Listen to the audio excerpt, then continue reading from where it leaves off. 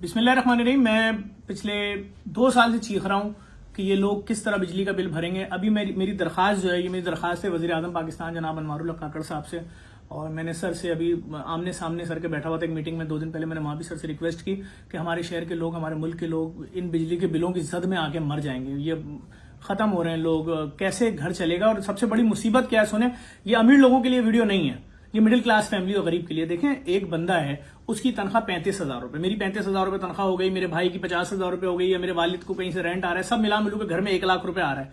अगर 1 लाख रुपए आ रहा है, 120 गज का घर है और उसमें 3 खानदान रह रहे हैं और उसका बिजली का बिल 1.5 लाख रुपए आएगा, तो ये पूरा घर मिलकर 50,000 का मखरूज हो जाएगा सिर्फ बिजली के बिल में।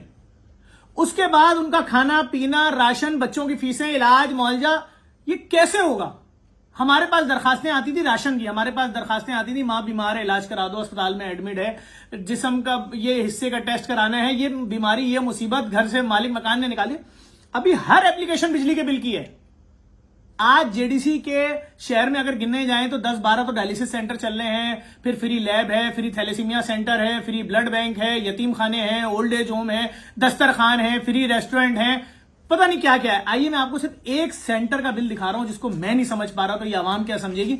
आइए इधर आ जाइए, इधर आ जाओ, इधर आ जाओ, इधर आ जाओ। ये हमारे गुलशन वाले डायलिसिस सेंटर का बिल है सर। यहां लिखा हुआ है, सबसे पहले तो आप समझ लें, ये लिखा हुआ है ऑफ पीक, ऑन पीक 26 रुपए, 34 रुपए। अब मेरी बात सुनिए, इनके थे स्लैब 2 से 3 महीने पहले तक या 4 महीने पहले तक के इलेक्ट्रिक के, कि आपने अगर 100 यूनिट जलाए तो उसका बिल बिलफर्ज 12 रुपए यूनिट के हिसाब से आएगा। उससे ऊपर जो यूनिट जाएगा, फिर उस ऊपर वाली यूनिट का जो 200 या 150 यूनिट से ऊपर जाएगा, अगर आपने खर्च की बिजली तो वो 250 रुपए बिलफर्ज या 16 रुपए यूनिट आएगा। ठीक है भाई। तो अब मेरे बिजली अगर मैंने यूज की है 250 यूनिट, तो 200 यूनिट का बिल आएगा 12 रुपए के हिसाब से, और जो 60 यूनिट है, 260 यूनिट का यूज, उसका बिल आएगा 15-16 या जो भी रेट है। सारे स्लैब्स खत्म कर दिए हैं। अब जी आपने अगर इतना बिजली यूज की तो ये रेट है, और अगर इतनी यूज की तो टोटल बिल आपका जो है उस पर टोटल ये सारा चार्ज होगा। अब वो क्या चार्ज होगा, इधर आइए मैं आपको समझाऊं।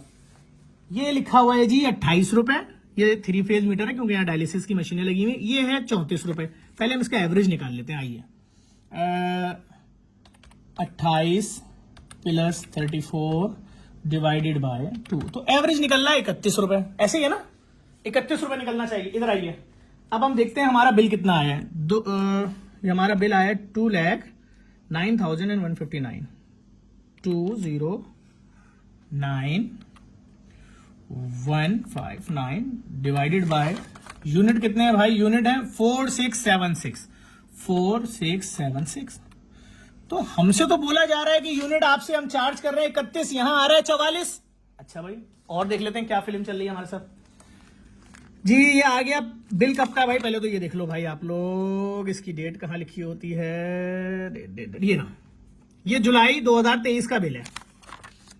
अब जी हमसे क्या कह रहे हैं, हमसे कह रहे हैं जी अगस्त 2022 और से अगस्त 31 अगस्त, पहली अगस्त 2022 से 31 अगस्त 2022 तक का, तो आप सबसे पहले दे दीजिए फ्यूल चार्जेस एडजस्टमेंट। अच्छा भाई, क्या लेना चाह रहे हो, 5,000 रुपए, 5,000 रुपए और 87 पैसा। अच्छा भाई ठीक है। फ्यूल चार्जेस एडजस्टमेंट मई 2023, क्या लेना चाह रहे हो भाई, फिर 5,100 रुपए। फिर एडिशनल सरचार्ज, ये क्या है भाई, एक 5,000 और लगा हुआ, लेकिन ये मुझे समझ में नहीं आ रहा है क्या है, किस चीज का है भाई। जब ये 2 लाइनें लिखी हुई हैं तो इसके अंदर 2 अलग अलग पैसे क्यों लिखे हुए। अच्छा भाई, अब आ जाइए एडिशनल सरचार्ज PHL 15,000 रुपए। फिर एडिशनल सरचार्ज PHL, ये हाईलाइट नहीं है लेकिन बारीक लिखा हुआ है। अच्छा भाई, फिर दोबारा आ जाइए 3,000 रुपए। फिर एडिशनल सरचार्ज PHL न्यू 12,000 रुपए। Electricity charges 1,62,000। इलेक्ट्रिसिटी ड्यूटी 2,436 रुपए। इनकम टैक्स 14,000 रुपए। सेल्स टैक्स 29,000 रुपए। टीवी की फीस 35 रुपए। टैक्सेस एंड ड्यूटीज सब मिला के 46,000 रुपए। मेरा यूनिट मुझे कितने का पड़ा, 44 रुपए का यूनिट है, जो हम फ्री में डायलिसिस सेंटर चला रहे हैं। अच्छा भाई इधर आ जाइए, एक सेंटर का बिल 2,09,000। आइए भाई फिर दोबारा 209,159 मल्टीप्लाई बाय 12 महीने, 25 लाख रुपए का बिल एक डायलिसिस सेंटर का आप देंगे, अगर आप लोगों की जिंदगियां बचाने का काम कर रहे हैं। मैं नहीं कह रहा हुकूमत से, कि कोई ग्रांट दे दो। हम तो फलाईद आ रहे हैं, पाकिस्तान में आज डोनर्स के पास पैसे नहीं है, हम अमेरिका में मुकीम पाकिस्तानियों से मांग रहे हैं, लंदन में, लेकिन ये अवाम कैसे देगी पैसे? ये बात करने वाली है भाई। आप हुक्मरान जो भी हैं, देखें अभी मैंने जो ये इंटर्म गवर्नमेंट आई, इसमें मैंने बहुत सारे ऐसे वजीर वुजरा देखे हैं जो आम आवाम में से, अच्छी बात है, लेकिन जो हमारे दीगर हुक्मरान हैं उनको ये सोचना चाहिए, सियासी पार्टियां नहीं बोल रही आवाम के लिए, मुझे नहीं मालूम क्यों नहीं बोल रही। सियासी पार्टियां ये बिल लेके क्यों नहीं पहुंच रही, लोग अदालत में क्यों नहीं जा रही, कानून साजी क्यों नहीं करवा रही, वापस के इलेक्ट्रिक को सरकार के अंडर में क्यों नहीं दिया जा रहा, दूसरे शहरों जितने यूनिट क्यों नहीं है कराची का, मैं इस बहस में भी नहीं पड़ रहा। मैं तो सीधी सीधी बात कर रहा हूं, एक आम आदमी जो बेचारा सुबह 9 बजे दफ्तर जाता है, रात 9 बजे घर आ रहा है, उसके बाद भी 5 घंटे किसी क्लिनिक पे, किसी केबल के ऑफिस में, किसी इंटरनेट केबल वाले का नौकरी कर रहा है, रात 1 बजे घर आ रहा है, दोनों पैसे एक जगह से 50,000 रुपए कमा रहा है, एक जगह से 15,000 कमा रहा है, 65,000 रुपए में 30,000 रुपए घर का रेंट दे रहा है, और 60,000 रुपए के इलेक्ट्रिक को देगा, तो बकिया पैसे कहां से लाएगा, खाना कैसे खाएगा, बिजली का बिल देने के बाद वो जिंदा कैसे रहेगा। हमारा एहतजाज है, हमसे भी इतनी रिक्वेस्ट करते हैं हुकूमत से। और इस वक्त एक बहुत अच्छी चीज ये हुई है कि हमारे वजीर आला सिंध के जो हैं जस्टिस मकबूल बाकर साहब हैं, इंसानी हमदर्दी को समझते हैं। अगर इस वक्त जस्टिस मकबूल बाकर साहब, गवर्नर सिंध अवामी गवर्नर हैं ये, और जो अनवारुल हक काकर साहब हैं, तीनों लोग बैठ जाएं और बैठ के आवाम के सिर्फ ये देख लें कि कितने घरों में भूख है इस वक्त। पूरी पूरी बस्तियां मिडिल क्लास फैमिली की खाने नहीं खा रही हैं। तो सर इस माफिया से अभी जो नई कंपनी के इलेक्ट्रिक की आई, हम सुन रहे थे थर से बिजली लेकर आएंगे, आधे पैसे हो जाएंगे। अब सुनने में आ रहा है उनको इख्तियारात नहीं दिए जा रहे, उनको सिखाया जा रहा है ऐसे कर लो वैसे कर लो। ये आवाम तो देगी, आवाम नहीं दे पा रही, आवाम नहीं दे पा रही। लेकिन मैं आवाम से भी गुजारिश करूंगा, अगर कोई आपके पास के इलेक्ट्रिक का एम्प्लॉय आ रहा है, आप उसको ना छुएंगे ना धक्का देंगे, वो हमारा भाई है। अभी पहले ही पूरा शहर बेरोजगार है, खौफ बैठ जाएगा, कल उनको कंपनियां ऑर्डर देंगी, वो नहीं जाएंगे तो ये भी नौकरियों से जाएंगे। और ये देखें, ये मामला अपने अपने बहन भाइयों, अपने मजदूर तबके के साथ क्यों भिड़ रहे हो भाई? गलत है ये, हर हिसाब से अखलाकन शरन कानूनन गलत है भाई। एक ईस्ट इंडिया कंपनी जैसी एक कंपनी आ गई है आपके ऊपर, बैठ गई है आपके ऊपर, हमने आवाजें उठाई थी, ये रे पर्चे भाई आज तक पेशियां भुगत रहे, ये बंडल के बंडल का अंबार लगा हुआ है, ये रे सारे, ये सब बंडल है भाई। जो उठाओगे ना केस, मैं पढ़वा दूंगा आप लोगों को। बहुत सारे लोग समझते हैं, उनको पता नहीं। इधर आओ, इधर आओ, पढ़ो केस नंबर पढ़ो।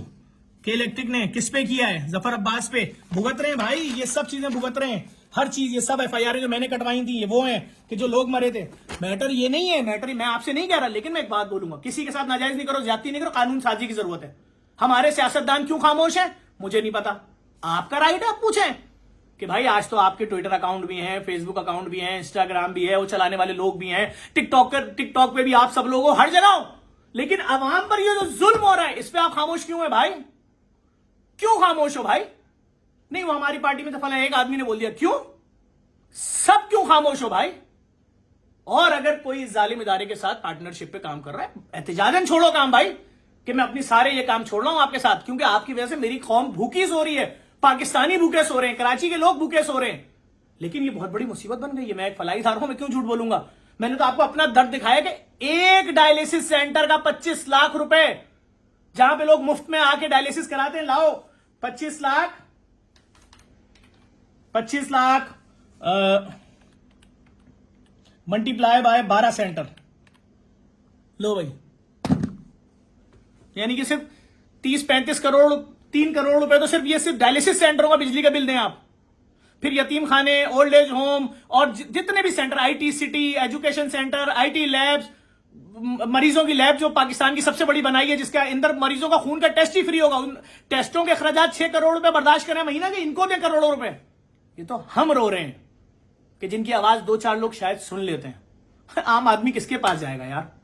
सफेद पोश लोग आ रहे हैं, बीवी बच्चों को लेकर आ रहे हैं, हाथ जोड़ लेंगे, सिर्फ ये बिल दे दे, मैं डिप्रेशन का मरीज हो गया हूं, मेरा दिमाग काम नहीं कर रहा है उनके। अच्छा, आपने बोला हुआ है कि महीने के अंदर अगर आपके यूनिट इतने होंगे तो ये पैसे हैं, और अगर इससे ऊपर गए तो इतना चार्ज हो जाएगा आपके ऊपर टोटल बिल। और अगर आपका मीटर रीडर ही 4 दिन लेट आ रहा है और महीने के एंड पर 30 दिन में मेरे यूनिट बन रहे थे 200 और आपका रीडर जिस दिन आया उस दिन हो चुका था 218, तो अब मेरा पूरा बिल 218 वाले रेट में लगेगा। क्यों? तो आवाम के साथ ये खेल कब तक चलेगा? और आवाम से फिर बोलूंगा, भाई पुरअमन कानूनी रास्ता इख्तियार करें, दरखास्तें दें। हम भी भाई, हमने आपके राइट के लिए आवाज उठाई थी ना, क्या मेरा तो कोई सगा भाई नहीं मरा था, जो मर रहा था मैं जा रहा था, एफआईआर कटवा रहा था, ये सारी एफआईआर है, ये सब एफआईआर तो हैं, और क्या है? मैं तो घर में नहीं बैठा, मैंने तो सारी FIR कटवाई, एक एक बंदे के पास गया, उनकी फैमिलीज को लिया, मैंने कितना शोर किया कि ये जो अरबों रुपए का तांबा उतरा है ये किन किन शहरों में शिफ्ट हो रहा है, क्यों जा रहा है, यहाँ के अर्थ के तार क्यों बेचो। आज हुई ना अर्थिंग, 6.5 लाख पोलों पे अर्थिंग हुई है। हमने तो किसी से नहीं बोला हमें हार पहना दो, लाके 98 अरब रुपए की अर्थिंग करा दी। आज तो कोई नहीं मर रहा करंट लगने से, लेकिन ये इजाफी बिल मार रहे हैं, ये महंगे बिल मार रहे हैं। समझ में ही नहीं आ रहा, मेरे जैसे आदमी की समझ में नहीं आ रहा भाई, कि तुम तो कह रहे हो 31 रुपए तुमसे लेंगे, 46 रुपए क्यों ले रहे हो, और 21 किस चीज की एडजस्टमेंट है, कयामत तक ये कवर नहीं होगी कि जी 2022 की एडजस्टमेंट आप दीजिए। आपके मोहल्ले में फला आदमी ने कुंडा लगाया था, उसका बिल आप दीजिए। हमारे PMT का फला बटन टूट गया, उसके पैसे आप दीजिए। क्यों? लेकिन बात फिर वही है, कोई सुनेगा ही नहीं।